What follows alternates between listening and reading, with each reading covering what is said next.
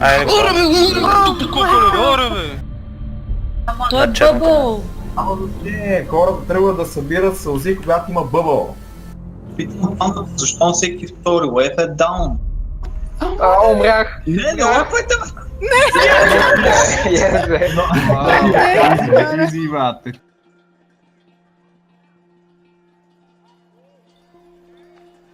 They say it's the journey that's important, not the destination.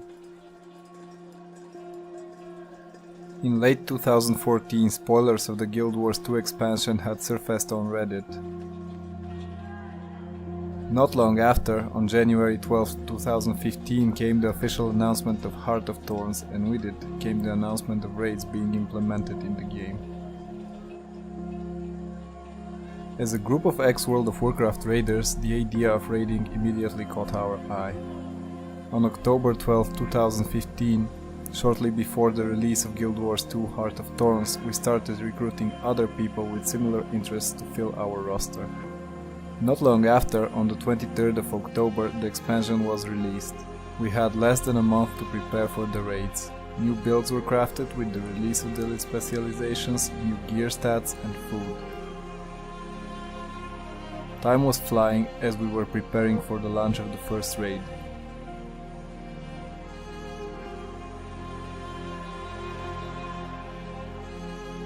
There it was, the raid was finally open. On the 17th of November we finally managed to face what we waited for so long. The first challenge was there, waiting for us patiently. Were we prepared? It was yet to be seen.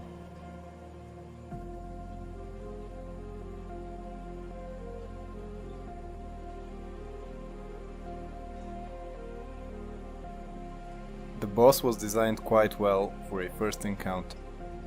People learned that following the mechanics is the most important part of raiding, and after many unsuccessful attempts, on November 23rd we finally managed to kill the Veiled Guardian. It felt good. Even after days of frustration, we knew that moving onward would only become more challenging, but at the same time it would only bring us more joy when we downed the other bosses.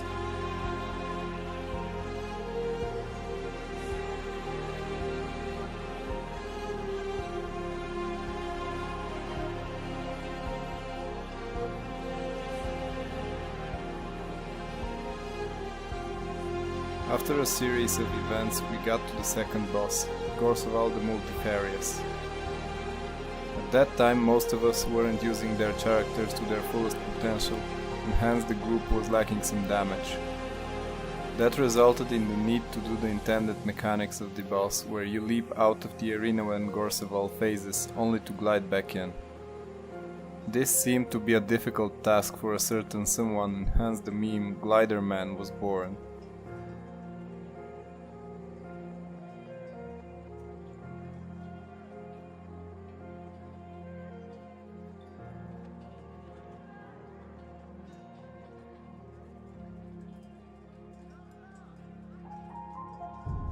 On the 28th of November we finally managed to kill Gorseval to proceed to the final boss.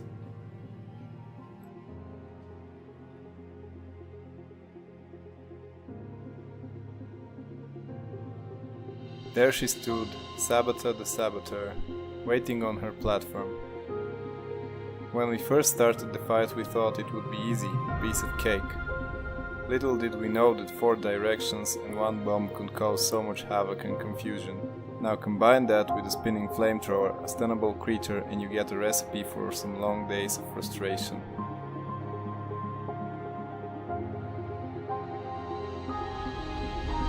At this point we felt down and unmotivated, but we didn't give up.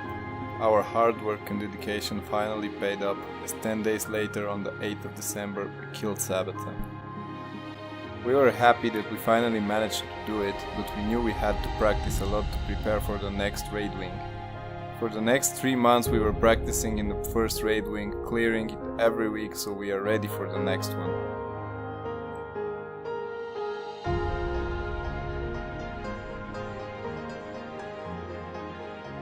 In January the next raid wing was announced. 2 months later, on the 8th of March, it came out. We had practiced and improved our game since the first wing and we felt confident. It was time to put our skills to the test again. The first boss, Slotosaur, a cute but otherwise unfortunate creature, fell just after one evening of combat. It presented a good opportunity for team play and to show us that we've actually progressed developing our skills.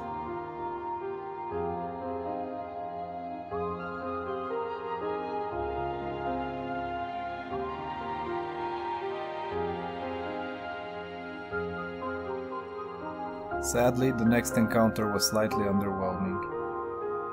The bandit trio fell just after 2 hours of attempts and felt more like an event rather than a boss encounter. After killing it, we thought we'd be done with the whole raid wing in just 3 to 4 days, and oh boy, how wrong were we about that.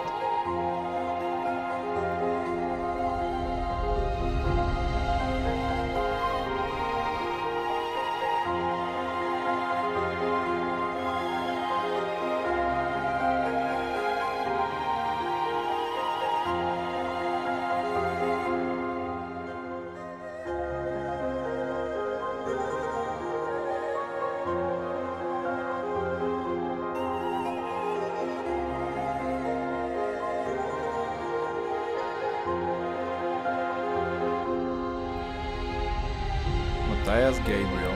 We were confident about giving him a swift death. Soon we realized that he would give us more trouble than we actually thought. This boss required more coordination and team play than any other so far.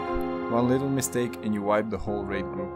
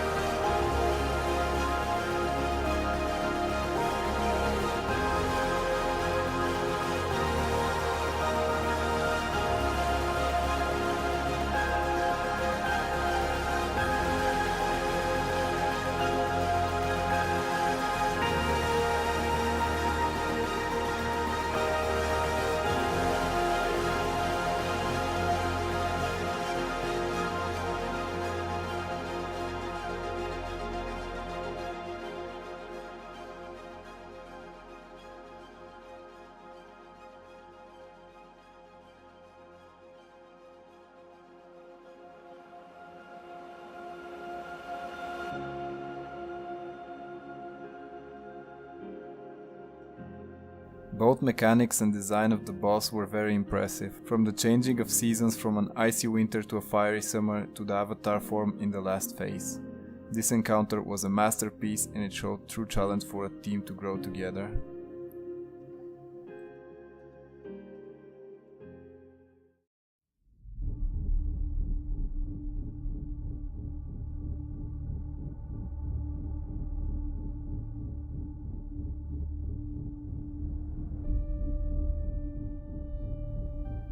After waiting for another 3 months for new raiding content, we were very excited for the third wing.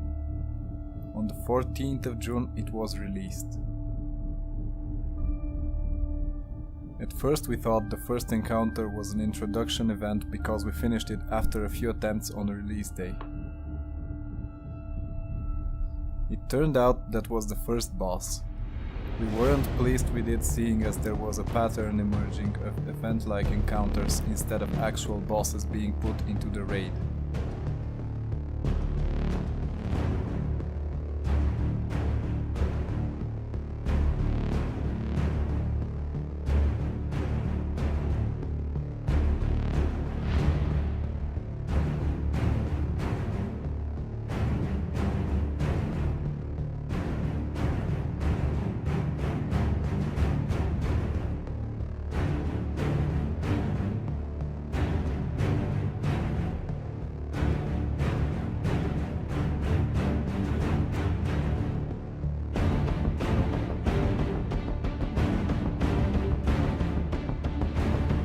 As we swiftly made it to the second boss, we were looking for a challenge. The keep construct was a good DPS check, but the mechanics weren't really complicated.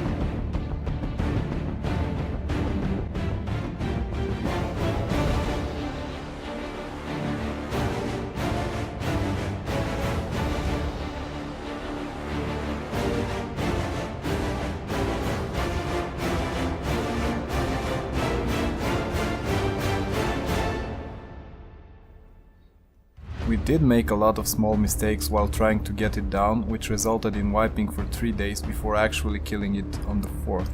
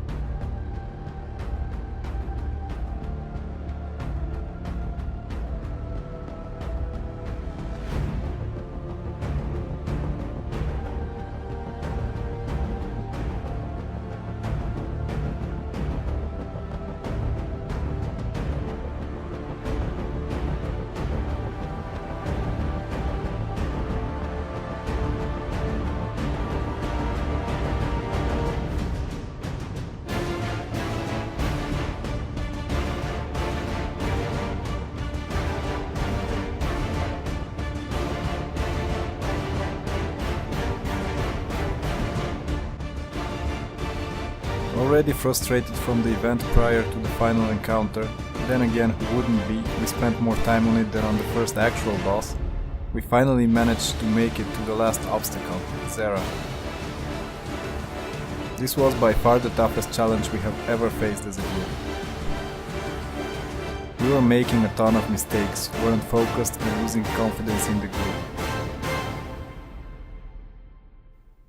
We were almost at the point where we would disband, but we kept on pushing until we finally succeeded 18 days after we started.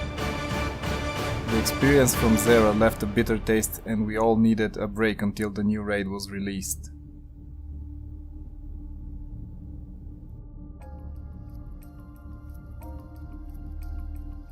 We had to wait 7 months for the new raid. On the 8th of February 2017, the Bastion of the Pantheon finally came out. The first encounter was rather interesting, even if we defeated it in just 1 hour.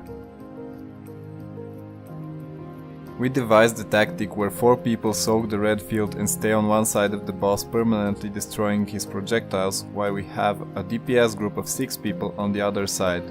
It worked pretty well and we killed it in no time.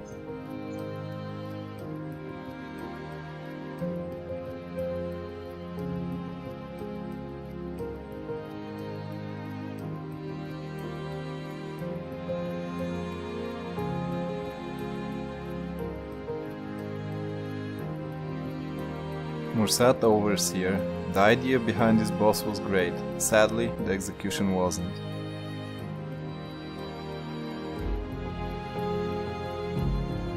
This boss had a great potential but was too easy and we breezed through it after just a few attempts. 2 bosses down on release date and we already thought this raid was going to be all about the challenge modes.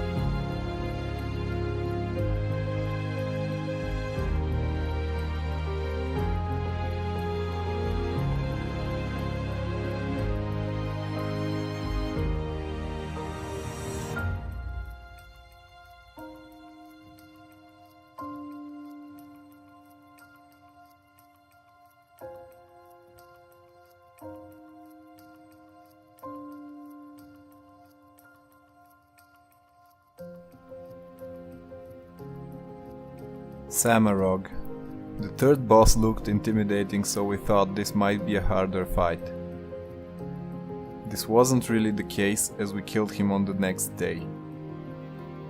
The only struggle we had with him was that there was no clear indication of what you should do when the boss health reaches 66 and 33%.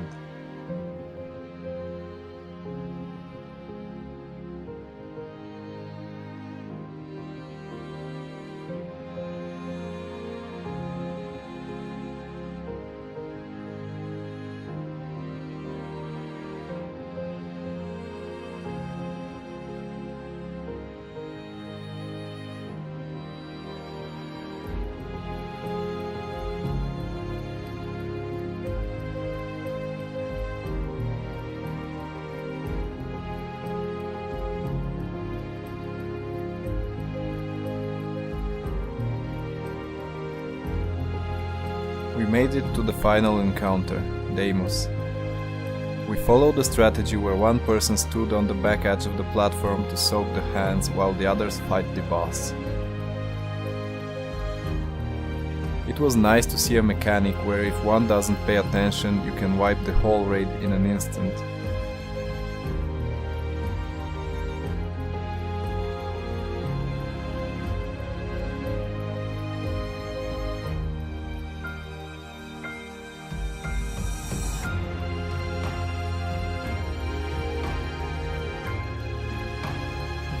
On the 12th of February we killed him, almost shamefully wiping on the last phase.